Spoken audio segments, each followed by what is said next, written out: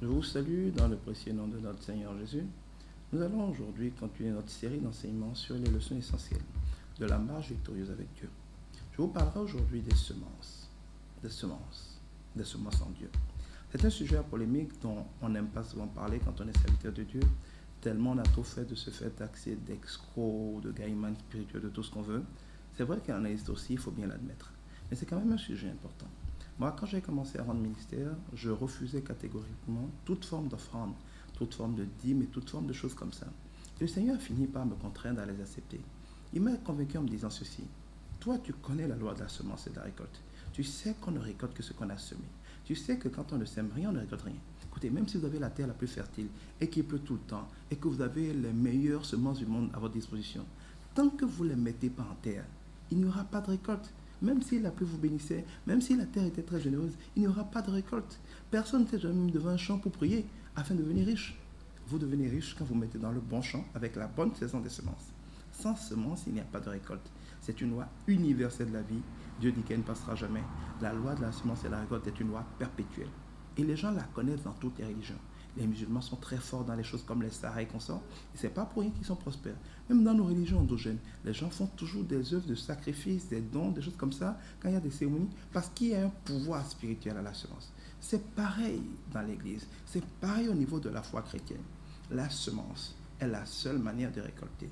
Et ceux qui connaissent Dieu, ceux qui connaissent les lois de Dieu, ne peuvent pas se permettre de ne pas semer.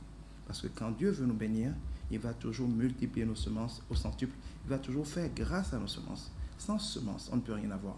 C'est tellement redoutable comme loi que Dieu dit que celui qui a un peu, on lui donnera encore. Mais celui qui n'a rien, on lui prendra le peu qu'il a. S'il n'a rien et que Dieu dit qu'on lui prendra le peu qu'il a, c'est que Dieu estime qu'il faut être un ingrat, un menteur, pour dire qu'on n'a rien. Tu te réveilles un matin, tu n'as rien du tout, peut-être, tu dis je n'ai rien. Si le lendemain matin, Dieu te prend tes yeux, tu découvriras que tu avais quelque chose.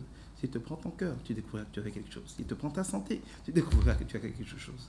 On a toujours quelque chose à donner. Et dire qu'on n'a rien à donner, c'est refuser de vouloir semer. Quand Jésus veut faire un miracle, il demandera toujours qu'est-ce que vous avez. Vous avez de l'eau, vous avez de l'huile, vous avez une dernière mesure de farine, vous avez 2 pains, vous avez 5 poissons, donnez-le. Et lui va le multiplier. S'il n'a rien à semer, il n'y aura pas de bénédiction. Aucun paysan ne peut aller dans son champ et espérer des récoltes sans semer. C'est pareil dans la foi chrétienne. Et je fais partie des chrétiens qui prospèrent parce que je sème comme un fou. Je peux ne pas faire des choses qui sont utiles pour moi-même et mettre des millions, des dizaines de millions, des centaines de millions pour faire l'œuvre de Dieu. C'est pour ça que Dieu me bénit par tous les temps, qu'il soit favorable ou non. Alors Dieu m'a demandé, si toi tu connais la règle de la semence et si par elle tu prospères, est-ce que c'est gentil de ta part de ne pas permettre aux autres de semer? J'ai dit, mais Seigneur, si je leur demande de semer, ils vont dire que je suis un escroc. Ils vont dire que je te sers parce que je veux de l'argent. Il dit, oui, ça, je le sais. C'est pour ça que je t'ai fait prospérer. Ils savent tous aujourd'hui que tu n'as pas besoin de l'argent. Mais il va falloir que tu leur permettes de semer. Parce que s'ils ne sèment pas, ils ne prospéreront jamais. C'est comme ça que malgré moi, en obéissant au Saint-Esprit, j'ai commencé à accepter, sans faire aucun zèle, que des gens s'aiment. Là où dans certaines églises, on fait des quais 3-4 fois par culte, tous les jours, je les ai limités rigoureusement aux célébrations du dimanche. Et même là encore, parfois, on oublie de mettre, c'est les fidèles qui les réclament, parce qu'ils ont commencé à comprendre. La vérité, c'est que la loi de la semence passe par différents mécanismes. Nous avons d'abord la loi de la prémisse. La loi de la prémisse, c'est l'idée que quand vous commencez une série d'activités ou un contrat, bref, une série de choses, vous en consacrez le premier revenu, le premier fruit à Dieu. Ça a l'équivalent dans notre tradition. Quand un enfant, par exemple, commence à travailler et qu'il gagne son premier salaire, il va aller au village, il va aller voir son papa, il va lui remettre au papa, parfois, ce n'est pas son papa, ça peut être son tuteur, celui qui l'a gardé, il va lui remettre, par exemple, son premier revenu. Il va dire, prie pour moi. Il considère que ce papa a investi dans sa vie, a bâti sa vie, a semé, et qu'aujourd'hui, son premier salaire est la première école de sa carrière professionnelle, fruit des investissements de ses parents. C'est une loi de bienséance, de courtoisie. C'est une manière d'aller requérir la bénédiction de ce père que d'aller lui offrir la prémisse de ses salaires. Cet enfant ne va pas donner un pourcentage de ce salaire à son papa. Il va donner tout ce salaire, tout son premier salaire à son papa pour dire « je te l'offre, prie pour moi ». On le fait dans tous nos villages, on le fait dans nos cultures endurciennes. Et il y a l'équivalent dans différentes religions. L'équivalent au niveau de l'église, c'est les prémices.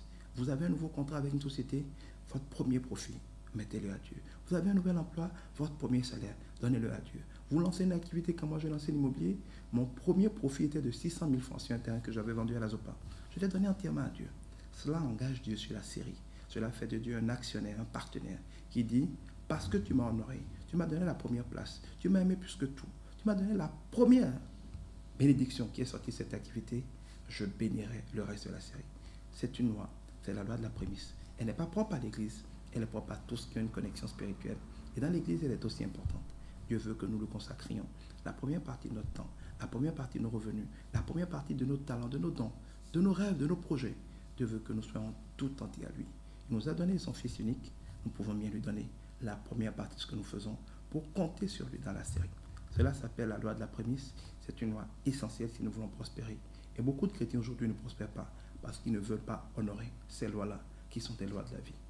Honorez la loi des prémices. Dieu bénira toute votre série. Que Dieu vous bénisse.